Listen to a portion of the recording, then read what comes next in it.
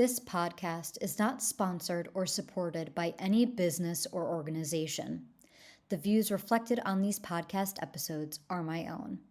Please be aware I am not a medical expert, travel agent, or any other kind of expert. Hey everyone! Welcome to the Eat, Explore, Love podcast. I'm Ashley. This podcast is based off of my blog of the same name, Eat, Explore, Love. It talks about the unique challenges in traveling around the world when you have celiac disease. Due to sort of popular demand, I decided to also record a podcast to delve a little deeper into my travels and the lessons learned along the way.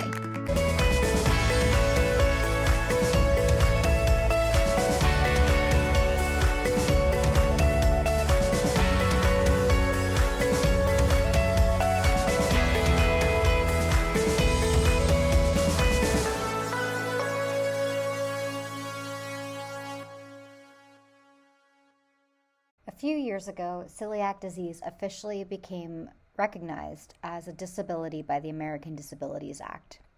I only even knew that that was a thing when I went to fill out a job application and they give you a list of disabilities and celiac disease was listed among them. For me, that was a very difficult thing for me to wrap my head around. Am I actually disabled? What does that even mean to be disabled? No, my brother has a mental disability. People in wheelchairs have disabilities. Does me being diagnosed with a disability mean that resources could be taken away from somebody else? It was a lot to wrap my head around. So for the last week of Celiac Disease Awareness Month, I'm not speaking to someone that has celiac, but I'm speaking to someone that understands the magnitude of what it means to have a disability. Carolyn Sophia Skowron is an amazing person. She's written a book called Unbreakable about her nonverbal learning disability and how that impacted her life and made her unbreakable. Make sure to check out this incredible episode with these two incredible young women, if I don't say so myself, and the unique challenges that we have with getting a label that has quite a negative stigma attached to it. All that and more on this week's episode on Eat, Explore, Love, the podcast.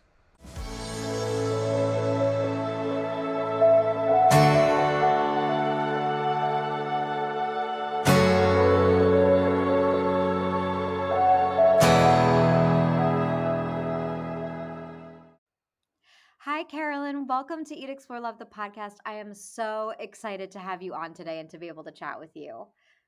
Thank you so much for having me. I'm so excited. Being on podcasts is like a fun thing for me. Like I wish it could be like a hobby. Yes, exactly. For me, it is so far. So you'll just have to come on more often and then Oh, it'll perfect. be a fun hobby for us together. But we already started talking right before we were recording, and I feel like I had to slow us down because we could have probably just been off to the races. But I would love to. Would you be willing to introduce yourself and introduce yourself to the listeners of Eat, Explore, Love? Yeah, of course. Well, first of all, thanks for having me. And I am so excited to be here. I am from Pittsburgh, Pennsylvania, and I grew up always struggling in school.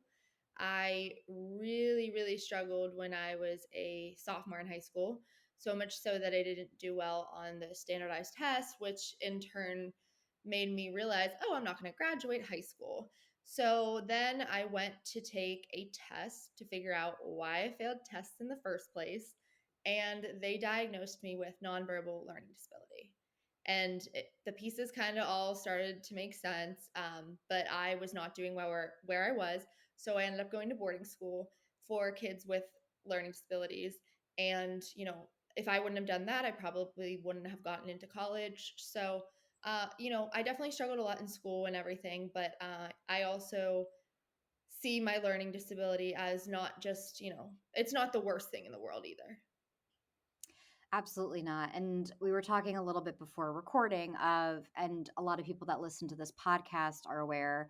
I do have a brother with autism, and recently I found out that through having celiac disease, I am also apparently disabled, which is a very weird thing. I feel like growing up, especially with school, and I relate, and though I don't mean when I say this to diminish your experience, I grew up being a horrible test taker as well, and I feel like with what you said, we have a lot to unpack as far as the educational system that's out there and things like that, and how we treat people with learning disabilities that they kind of get left behind. But I want to first explore growing up, there was such a stigma attached with having that disability label that even as an adult, and I'm only a couple of years older than you, so I feel like generation wise, we grew up pretty closely with a similar mentality and how what we were Yeah. surrounded by at the time. But it's like, no, no, no. I can't be disabled because then people think different means less than, and it doesn't mean different, or it doesn't mean that. It just means it's different. Your brain works differently, your body works differently. So when you were diagnosed, I believe you mentioned before in your teen years, around 15, 16 years old, what did that mean to you? Like, was it, aha, here we go. Now I have something constructive, or did you have to grapple with the stigma of the label? To be honest with you, when I first found out, I was really struggling socially in my school. I barely had friends. I was really depressed. Was suicidal. Like it was just not, I was not in a good place.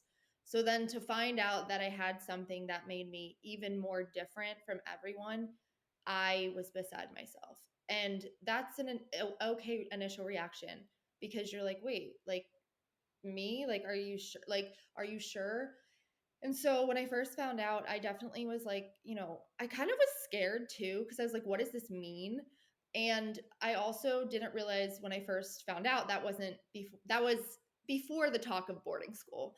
And, so when I first found out, it's just like, what's going to happen? What's going to be next? Am I going to be in the remedial classes? I was, you know, it, I mean, for math, it was like I had to go to a separate room. And, at first it was like, oh my gosh. And then I was like, you know what? I have to do it. But honestly, with having a learning disability, it really does not define you. It is a part of you. And people need to understand that no matter what you have a disability or not, we're all different. We're all supposed to be different.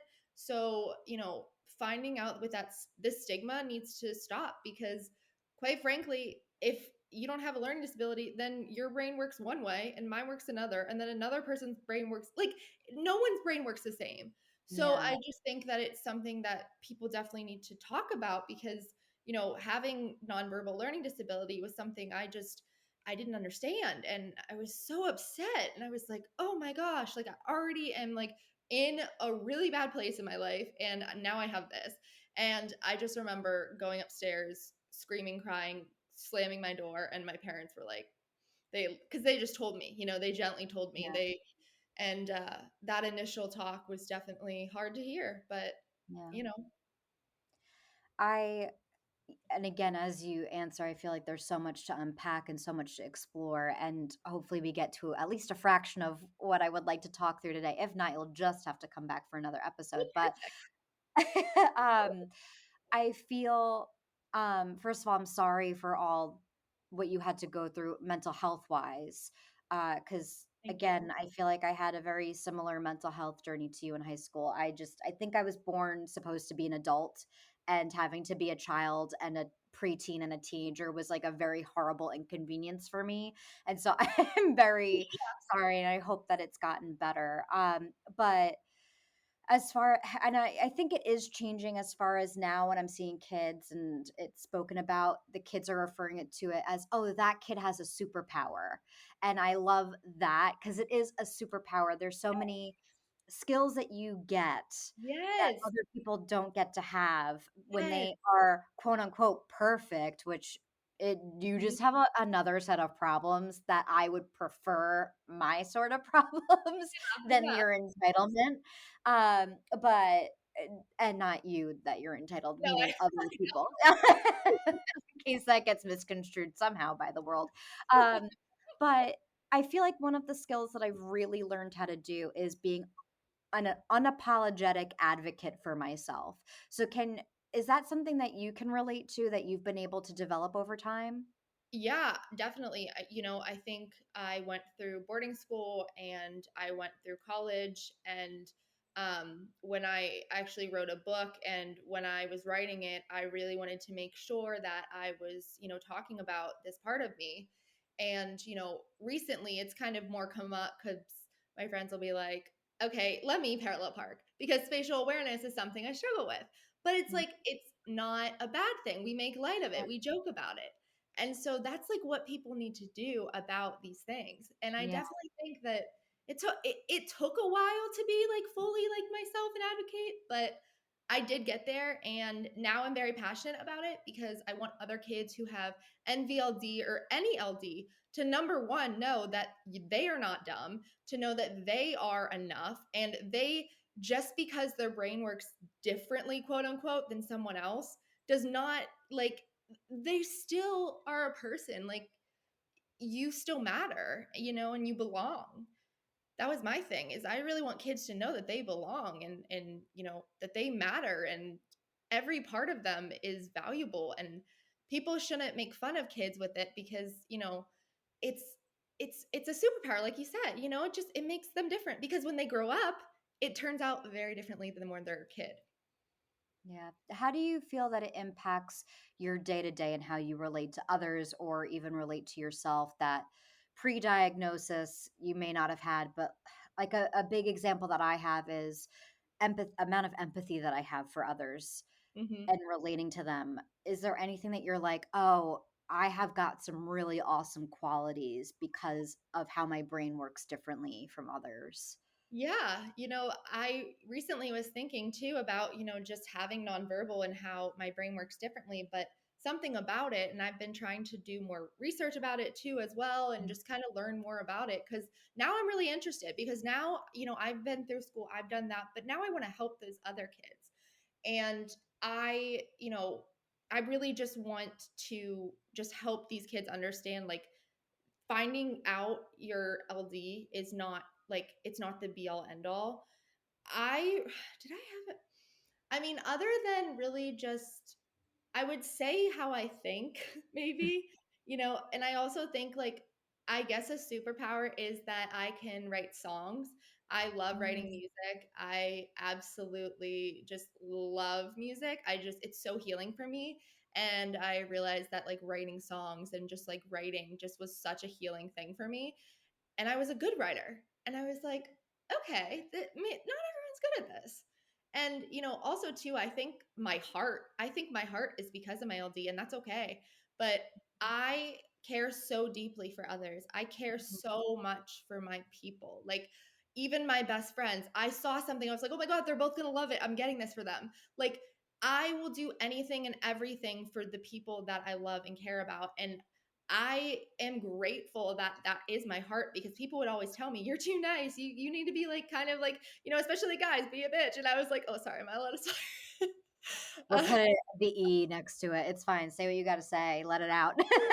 Yeah, yeah. No, but I can't even explain it. I just, at this point, it's like, I I let these situations go now. And I feel like the Mhm. internalization was something I struggled with for so long, and something I still have to work on. And maybe that's not a superpower, but it makes me very aware of my feelings. And I think that's important as well, because being self aware is something that comes with with having a learning disability. And that's Yeah, actually a really good thing, to be self aware, because a lot of people aren't.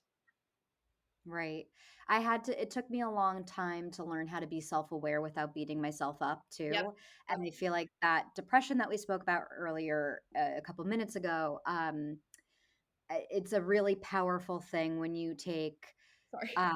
being empathetic and being self aware and turn it into an asset rather than something that becomes your detriment. Yeah. So more power to us, I guess. Good for us. Right. But Like, another thing I wanted to ask you, and celiac disease in particular, was just recently put on the American Disabilities List. So, and something that other people say to me, and that I even said to myself, and I'm curious on your thoughts about this, is I'm like, well, celiac disease, that's like, it's more than a food allergy. And so, yeah, I guess disability is the next step of what you would call it for people to take it more seriously. But yeah. then I look at my brother who has autism. I look at people that are who have MS or people that have cancer or Yeah. any other thing that would mark someone as being quote unquote disabled, Yep. and or anybody that has to be in a wheelchair, things like that. And I had, because I am an empathetic person, because care so much about other people, I had a lot of guilt about even filling out on my job applications, like, yes, I am disabled. There are things you're going to have to accommodate for me to be able to be my best self, my best work. And another thing, the flip coin of that is that people tell me, well, you shouldn't, feel one way or another, oh, woe is me, about having celiac, because there are people that have it worse than you. So boo hoo to your celiac. There are people that struggle way worse. And that isn't helpful either. So do you have the same thing with it? Because both of us have something that people can't physically see, which I think is Mhm. also makes it difficult for people. And my brother too, with his autism, it's not like Down syndrome where someone can see him and then be like, oh yeah, you're autistic. And I think he has a struggle with that as well.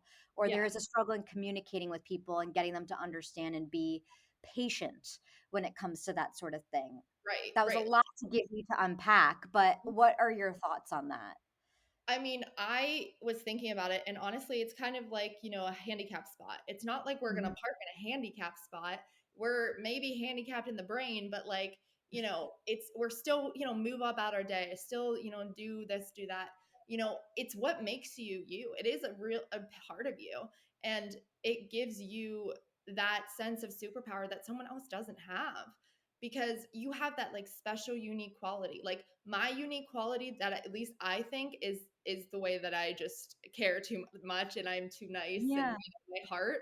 But that's also a really good thing, and I'm aware Yeah. about it. And when I internalized situations when I was younger, I definitely was not as aware. But just being aware with that, it's just it's important to be aware of it, but also not let it take over your life. And I think that people who find out they have anything, it's kind of like, okay, before you get all worked up about it, why don't you research it? Why don't you go into it a little bit more? I mean, you might not love everything you're seeing, but what I realized is when I knew more information, I was like, okay, this makes more sense. And sometimes people ask me, what does this mean? All this stuff. And I'm like, I really just describe it as, you struggle a lot in school. Spatial awareness can be an issue, which my friends Mhm. say explains my parallel parking. So they have to do it sometimes. But like we joke about it and we make light of it because they know that about me. So because Mhm. they know that, they're like, okay, you know what? Here, I'll do it.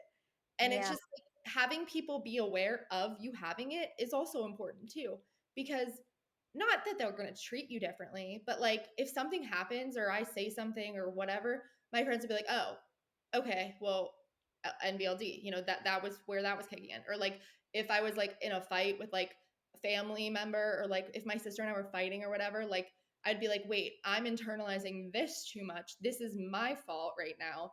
I need to like to talk to her and make amends. We're Mm. fine though. She just turned 30 yesterday, so she's thriving. But yeah, no, I really think it is also important to have people be aware. And oh my gosh, what was I saying? I'm so sorry. I've had 5 concussions, by the way. Oh gosh, that doesn't help. Like there are times I'll literally be saying something and just completely lose where I was, and I'm like, oh my gosh, Well, I is can that part of me definitely for sure. With I think what you're saying and how I'm interpreting it, and you could tell me if I'm correct or not. It's about understanding, first of all, that this is a marathon and not a sprint, that, Yep.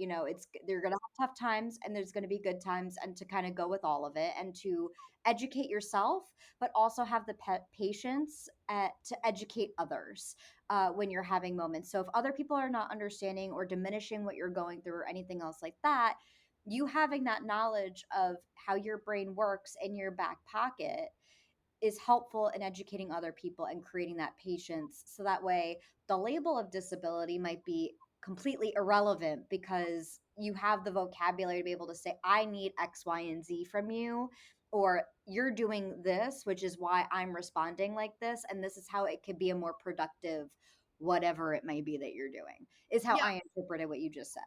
Yeah, I think that's pretty true, and also too, or like very true. Oh my gosh, I can't even speak.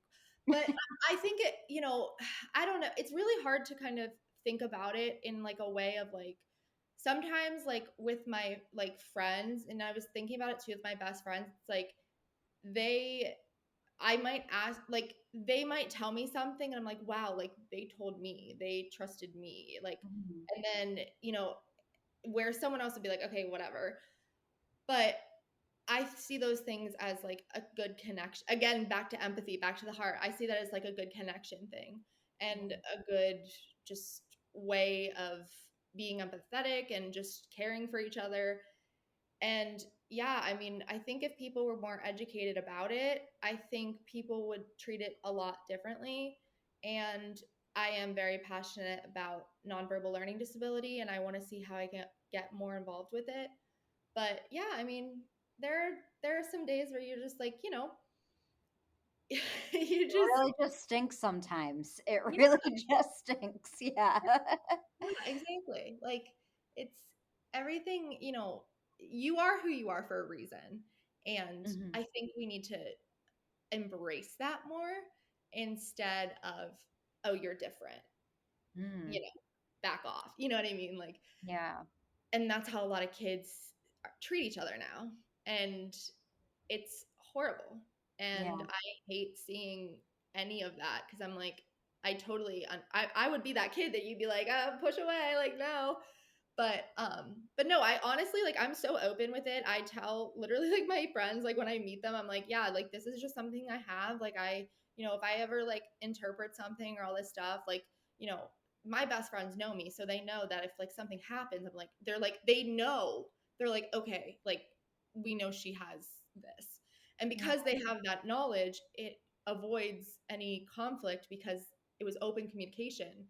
And I think that's another thing that people with NVLD do really well is open Yeah. communication. They're very verbal. They like to talk a lot. I mean, clearly me, I don't even shut up. Like I You're think that good. that's another thing.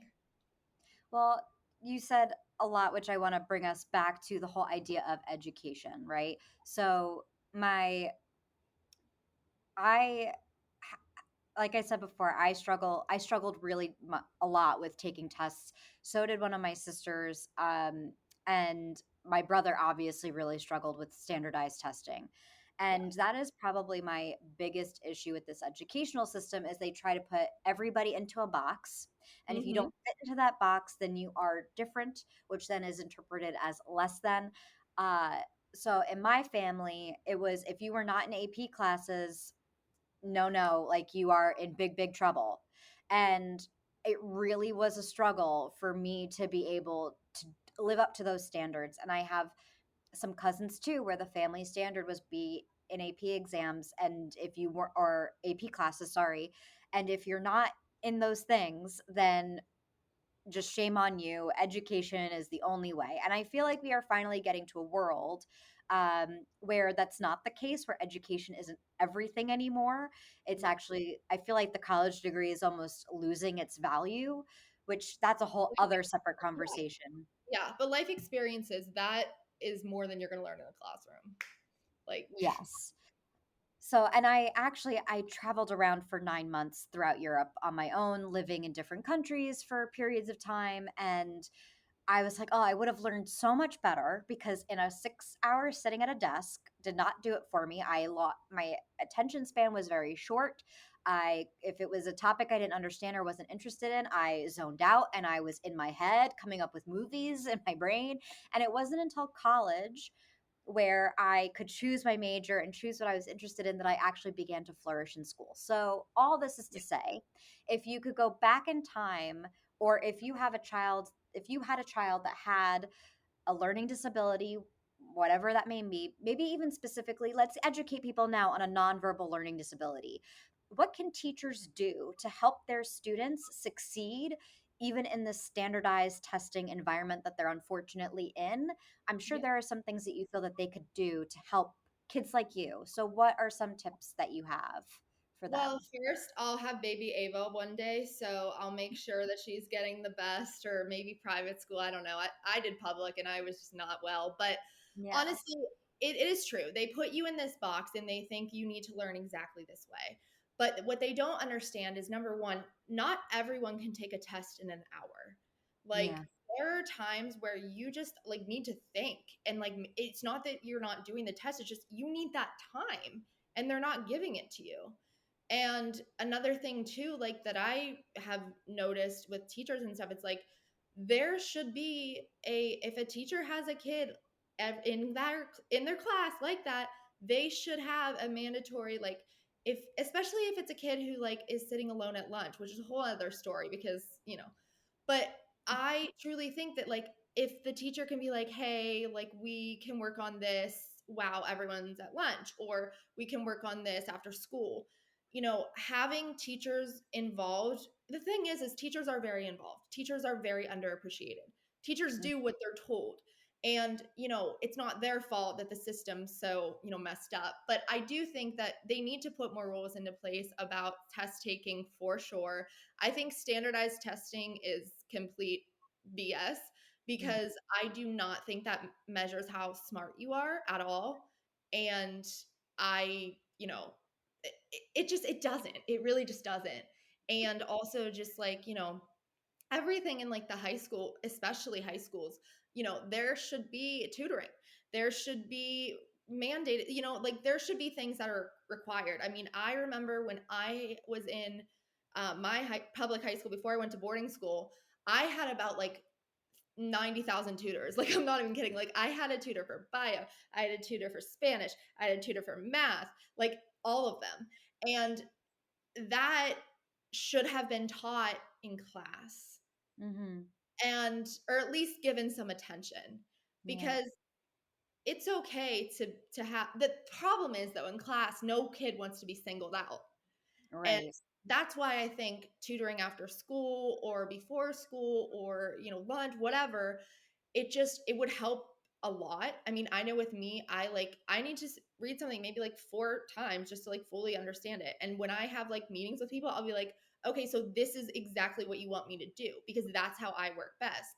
But these Mm-hmm. schools, it's like, okay, you got to do this, you got to do all these same algebra problems, all this stuff. Like I was in remedial math because I was not good in algebra. And that was okay. But like the thing is they really didn't do too much about teaching it and with Yeah. classes. So I think they could do a lot with this testing and also too with the accommodation of just giving kids like maybe once a break well, I just think every kid should have like a 15-minute break like in between every class or not even no, not in between but like during their class because it was a lot for me to sit through like 90 Yeah. minutes. That's another thing. So I think just like little things like that could really help. Yeah. I think it's interesting because my intention here is to not get political when I say this, but they're doing this to make us competitive across the world, right? They're trying to focus a little bit more on the sciences and the maths and to, have us compete with other countries. And again, don't want to get too into it because who knows in this day and age who will come for me.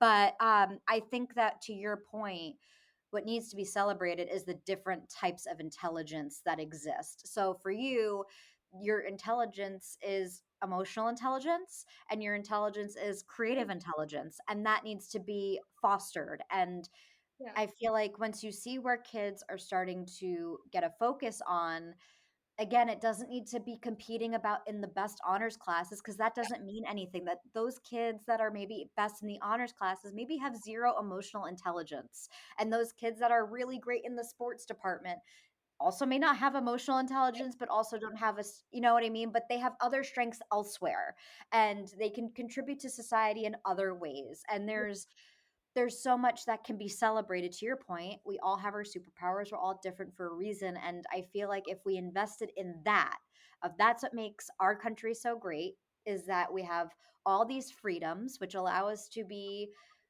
our truest selves. Let's celebrate that instead of Yes. trying to, again, as we've been saying, put us all in a box. I'm going to get Yeah. off my soapbox now. Um, No, I mean, but I think everything you're saying is so true. Like, I oh, sorry, go ahead. no, I was just going to say, would you mind educating me and breaking down of what a nonverbal because I realize we haven't even covered what a nonverbal learning disability is, and Yes. then what that means as far as how you relate to the world and the world needs to relate to you. Yeah, no, for sure. I mean, I actually wrote my book, Unbreakable, and there's something I can read from there actually that is a little paragraph that says nonverbal learning disability describes a well-defined profile that includes strengths and verbal abilities contrasted with deficits in visual spatial awareness Mm, abilities. Individuals with NVLD often have trouble with some of the following: organization, attention, executive functioning, nonverbal communication, and motor skills. okay, interesting. So you and I are very opposite in how we Yeah, learn. yeah. Yeah, that's really interesting, which I love that. I feel Mhm. like that makes it I don't know, I love learning about people that function differently than I do because then I'm like, "Okay, good. I have a good person that can help me learn how to be better in an area I'm lacking." Yeah. Because I am very OCD, very detail-oriented and, organized to a fault. And I'm also a I'm visual working learner. on that. Yeah. And a very, visual person and how I learn, which is why I ended up going to film school. Oh, Um, you so, and wanna turn didn't the go. Bible into a movie? Go ahead. Yes! Oh my goodness, would love that. So, you brought up your book, Unbreakable. Mhm. What caused you to want to write that? What inspired that? Yeah, so it really goes back to this March 15th, 2020. I was in Mm, a horrible car accident. I grabbed my seatbelt seconds before the crash. It was a hit and run. They never found the person, but it was a blessing that all of us were alive because the car was totaled. And I realized after that that I had this like shift of I need to use my voice because part of, NVLD, struggling with anxiety and depression, it makes it worse because you internalize it even more. mm, And I was really struggling with that a lot in just throughout, all of it. But I don't even know how to like, I'm trying to think how best, like, I, I just felt like I, it's not even that I wanted to use well, it is that wanted to use my voice. I think it was just like, I just felt that I finally had a chance to do something for the better. I mm, always said if I was ever known for anything, I'd want it to be for good. And, then I was sitting on my couch a couple weeks after recovering my ribs, all this stuff, not broken, luckily, but they were really mm, badly bruised. And I'm sitting there and I'm thinking of the number two. I'm like, why am I thinking of the number two? I've almost faced death twice, once by choice, mm, which, thank God I didn't. My best friend called me at the right moment. And once just praying that I'd make it out of there alive. And once I knew that that wasn't a coincidence, that made me realize, wait a second, there's something here. And so one thing led to another, and I just started writing. And I, was writing about the car accident, just really everything. And it kind of just all transpired into Unbreakable and to making that the title because that word to me is everything because Unbreakable is not just a book. Unbreakable is who we all should be because we mm, all are resilient. We all can get back up when we get knocked down if we have that sense of like, I'm unbreakable. I can get through it. And would I have this, exterior of me or, how I am now before the car accident with my LD? I don't know. But I do think my LD is like, it makes me more compassionate to the point where I'm like, what can I do to make a difference? And I think that's something that kids with learning disabilities have is like, they can make a difference. You know what I mean? Like they have like that edge to them that can like make a difference. So I think we have to yeah. lean into that. Yeah, that's so incredibly beautiful. And I saw that you also do a lot of speaking Yes. engagements. So, what inspired that? Is this podcast, what the conversation we're having now, essentially what you do for your speaking engagements? Is it based off your book Unbreakable? Tell me a little bit more about that. Let's get some bookings here for you. Thank you.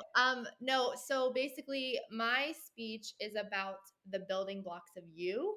I Mm, like to talk about the fact that my building blocks used to be depression, anxiety, just horrible confidence, all this stuff.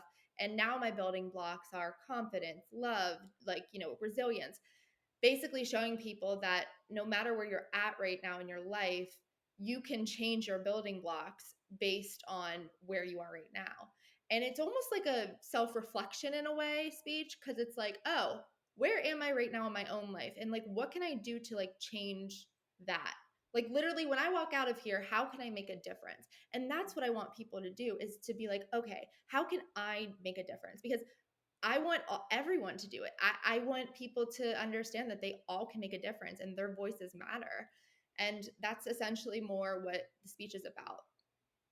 I think that's really inspiring. And I think, do you do this for all ages or mainly for elementary school level, middle school level, Honestly, adults? I do it for any. I love speaking to kids that like middle and high school.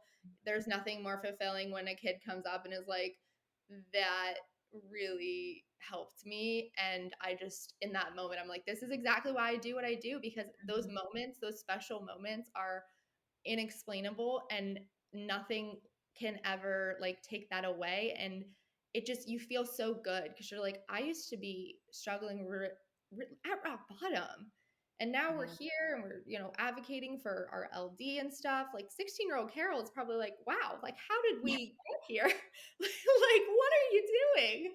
Yeah. Like honestly, so yeah. That's a I really beautiful thing that you get to do. And I think, when you're talking to kids that have gone through some or are going through or have been through similar things, same with adults, it's really impactful. And then I could imagine if you're talking to adults as well, or if parents are able to be part of it or educators. My mother's a teacher and obviously the parent to a lot of kids with technically with disabilities of all kinds.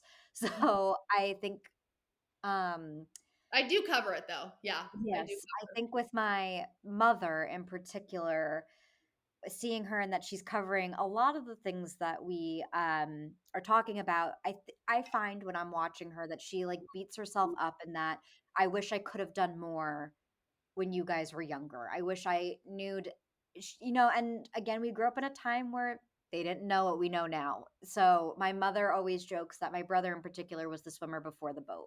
That because of my brother, there's a whole generation, there's generations, plural, of kids behind him with learning disabilities and mental, physical disabilities coming up behind him because of my mother that have all these services in place at the school district we went to. And she still feels like it wasn't enough. So, which that's a whole, there's so many different directions to go with from that. But what is advice as the child of someone that has had to go through a lot of emotional stuff, learning disability things? You went through a lot and you persevered through a lot. And I'm sure a lot of it was having to be self motivated. And I don't know what your relationship is with your family members because sometimes it's not from family members, sometimes it's friends or teachers that get you through. They're But the what's best. No, advice? it was family. It was my honestly, you said that, who? My sister. Yeah. And what is advice that you could give to family members that have a child or a sibling that has any type of learning disability or is even another topic that's been brought up time and time again in this conversation is depression and anxiety. Mhm. What are things that you would like them to know if they're feeling like nothing that they're doing is enough? Because that's a common feeling too. Yeah. Or just basic things that they could do to be helpful. Yeah, no, for sure. I mean, obviously, this is just something I've lived through my whole life. I just didn't realize it. But Mhm. honestly, for anyone who is struggling themselves, I think it's really important to, resilience needs to be your word, because Yeah. you just have to keep fighting. It's almost like where, like, even if you're in a ditch, you got to dig yourself out of it, because that is not going to help you. And having a learning disability is not the end of the world. I know it might feel like it is, but it's not. Yeah. And knowing that and really acknowledging that, and also just having someone who's been through it all say that, I really hope that people know, like, it is not the end of the world.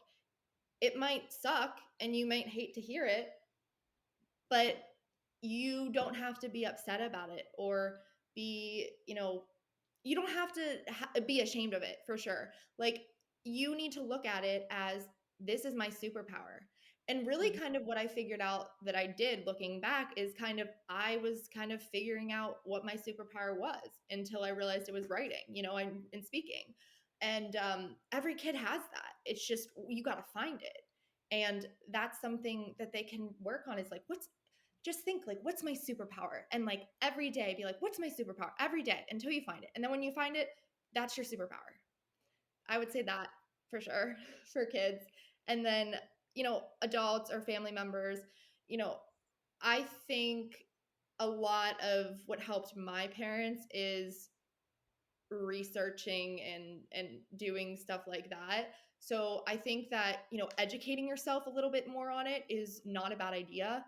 Mhm. But also, the biggest thing I would say is just be validating of their feelings, because Mm.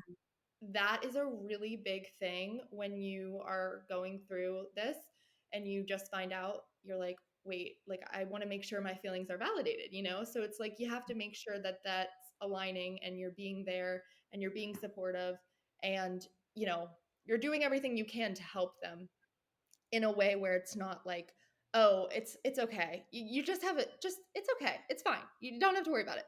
Like, even little things like that, it's like, okay, I understand how you're feeling right now, and we'll talk about it. I think the biggest thing, and even for kids too, is just communication. Communicate what you need to your Yeah. teachers, to your family members. I think it's so important to have them, it's almost like you're kind of outlining it for them. And if you outline it, then they can be like, oh, okay, now I know if this happens, it's because of this and all this stuff. And I think that's really important too, because I'm not going to lie too, it like saves a lot of fights with like friends, because they know that I like have my LD and I'll think things a little differently. So even if you do that and just like internalize, it really does come down to communicating. Like, if something's wrong, communicate it to your friends, your family. If you feel like you're not enough with your LD, then talk to your parents about it. Go, I even recommend therapy, I think that helped me a lot too. I think everyone should have a therapist, honestly, because everyone deserves to just have their voice just let out. Mhm. And that's a whole other thing. But I just want everyone to have it and be okay. But no, honestly, that's really the biggest thing I would say. And truthfully, just learning about it together, you know, I think that's kind of what helped my family, is like, we kind of just learned some things together. And then, my dad figured out a little bit more, and, then I was like interested more. So really kind of just like having that, we can do this together, and being there as, I mean, I'm not a parent yet, but I would just be like, you know what, like, I know you're going through it. I know you're feeling this way, and that's totally okay. Do you want to talk about it? If you don't want to talk about it now, like, do you want to talk about something else? Basically, just Mhm. having that open dialogue is really going to be the key to helping, because even though it was a lot for me finding out, I think looking back, if I could have, instead of like freaked out and going and slamming my door, I should have, just talked to my parents and been like, okay, so what's next? And not just kind of run away. So that's another thing I would say too, is don't run away from it, talk about it, acknowledge it, own it, and know it's your superpower, and make sure your family knows it's your superpower too. Yeah. It's I've been listening to Christina Applegate now has a podcast with Jamie Lynn Sigler. Do you know who they are? I don't know if I know Christina Applegate. Yeah. okay, so the other actress, she was on The Sopranos when she was really young, and during her time on The Sopranos, she was diagnosed with MS, and obviously Christina Applegate with her recent diagnosis. So they talk about it a lot together. And actually, before we jumped onto our conversation, I was listening. It's called Messy. If anybody else wanted to listen to it, and it was really interesting that certain episodes they're like, I'm able to talk about it and be like, look at it as a superpower. And then today, the episode I was listening to, they were like, I'm just not feeling it today. And they, allowed each other the space to cry about it, and they also gave each other the space to be like, you know what, I really need to talk about something else to get my mind off of it because I can't fall apart right now. So can we just talk about something else?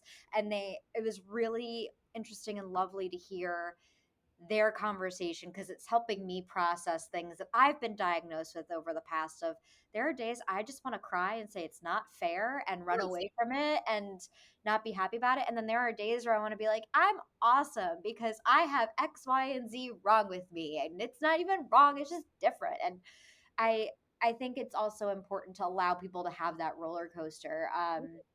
There I was relate to that. one of my sisters, yeah, one of my sister's friends was diagnosed with celiac at the same age that I was, and my mom was like, oh, here, talk to her. And I was like, I'm going to be real for, and my mom said, tell her what you wish you knew when you were first diagnosed. And I didn't have the most positive things to say because I was like, allow yourself to feel like this stinks. That's okay. And then my mom was like, that's not what we're looking for. And I was like, well, no disability, no opinion. You don't get to say what we advice we give. So I That's feel another like, thing you brought up. Yeah. Oh, sorry. Go yeah. ahead. No, go ahead. Go ahead. That's another thing you brought up though too. It's just like making sure that that conversation, like, oh, you know what? I might not be feeling too good today. I kind Yeah. of feel like crap about that I have this, I'm just gonna feel my feelings, watch a movie this weekend, and just let go, let loose. Because yeah, I mean, you have a good point. There are still roller coaster days. I mean, everyone's human, and there are some days where it's like, oh my gosh, it's because of my LD, or like this is because of that, or like I can't do this because of my LD, and those days still happen too. Yeah, but I feel like you just have to really be like, you just have to feel it for a second and then just let yourself, move on, because it's really just a bad day. It's not going to be a forever feeling. Yeah. And I think a friend said to me once, because I said, it's just, I can't eat a good majority of food. It's not really like there are worse things to have as a diagnosis and things like that. And my friend had to say to me, it's not a competition. Pain is not a competition. Right. And I feel like I hear when I have a friend that's gone through a lot of hardships, and I've a couple of friends that have gone through some hardships. And I find it really interesting in that some friends will say when they hear other people complaining about things, you don't even know what real pain feels like. I can't believe that you're complaining about something like that. I wish those were my problems. And then I hear other people say, um, you know, everybody's pain is valid because everybody's experience is valid. And I think that that's a mind warp as well as I go through life and hearing all these different perspectives, and it kind of messes with me a little bit, but conversations like what you and I are having right now are incredibly helpful, and I'm very appreciative of that. So thank you. Oh, of Uh course, of course. I'm uh thankful you had me on. I hope I could give, even some insight or just some relatability to a kid who's struggling with it, because I will say struggling with anxiety and depression and nonverbal, it was hard in high school for sure. and I'm sure it's hard in general in life at times where it Oh pops up in really strange ways. So I mean, I wish that we knew each other in high school because I yeah, I felt like know. I would have had. I don't know if anybody would be friends with me in high school because the high school version of me was a very mean and bitter person. But I would like to think if I saw you in the lunchroom that I would have sat with you at lunch. You didn't see me in the lunchroom. I always went to the bathroom crying, so that was another thing too. Which is another reason why I'm like, if you want to tutor a kid during lunch, if they're struggling with that, Yeah. do it then. Yeah, absolutely. It was so lovely speaking to you, and I want to be aware of your time. So as we're wrapping up, at the end of every episode, I ask the same wrap up questions every time, and I would love to play a rapid fire with you if that's okay. Okay. Yeah, of course. Alrighty. So is there a favorite food city that you've gotten to visit or live in or what have you? Food. Yes, food city, a city where the best food was. That's a tough question. I will say I love Chicago. Um, Mm, Pittsburgh's not bad, but I wouldn't say it's my favorite. I don't know. I'm a big foodie myself, so like, the best pesto I ever had though was in Italy though. So maybe that was the best ever, best perfect. pizza ever. Where do you, when you take a vacation, do you prefer a vacation where you relax or that you're active? Relax. I'm by the pool. I'm in this at the spa. Like, you know, all I'm ATV another day. I'm jealous. I wish I were more like that. I wish I knew how to relax. And what is the city where you learned the most about yourself? Oh, good question. Pittsburgh. It's a good one. Yeah. And where the last question I'm going to bother you with today is, where can people find your book and where can people find you if they want to have you for a speaking engagement? So I actually just launched my website like about a month ago or something like that. So it's just carolynsophia.com. And on my website, you can get the book through that, or you can just go to Amazon, type in, actually, don't type in unbreakable because sometimes wine glasses come up. I don't know why. But just type in Carolyn Sophia and then unbreakable should, pop right up. And yeah, and on the website too as well, there is a connect with me page. So all you have to do is fill it out, send me an email. It sends me an email and then I'll get back to you and then we book a date. Amazing. That's great. I'm definitely going to take a look at your website. We'll put everything in the show notes for the episode, and I'm sure more people are going to check it out. And I can't wait to read your book. Thank And you. hopefully I meet you in person one day because I'm big I on getting know. author Where are you? signatures. I'm in North Carolina. Oh, okay, cool. So on my drive up to visit my family in New York, I'll have to stop in Pittsburgh and say Yes, hi. do it. Let me know. For sure. Well, it was lovely to meet you, Carolyn. Thank you so much for this conversation. And I have a feeling I'm going to need to have you back at some point. So thank you Glad. for thank you so much. Yeah, thank you.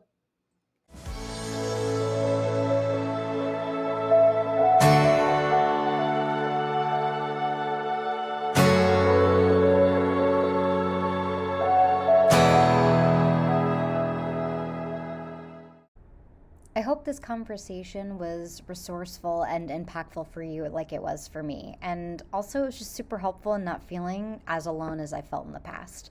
So, if anything, I just hope it makes people feel less alone.